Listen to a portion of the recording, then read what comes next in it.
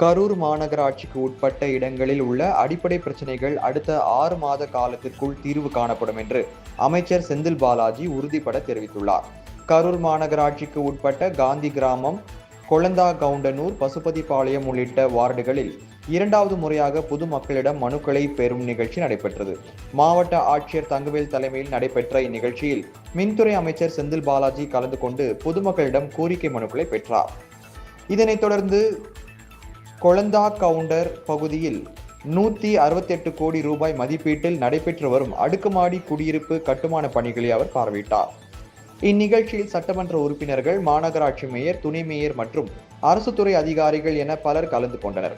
அப்போது பேசிய அமைச்சர் செந்தில் பாலாஜி, கடந்த வாரம் ஞாயிற்றுக்கிழமை முதல் பொதுமக்களை சந்தித்து மனுக்களை பெற்று வருவதாகவும், கரூர் மாநகராட்சிக்குட்பட்ட பகுதிகளில் உள்ள அடிப்படை பிரச்சனைகளுக்கும் விரைவில் தீர்வு காணப்படும் என்று உறுதியளித்தார்.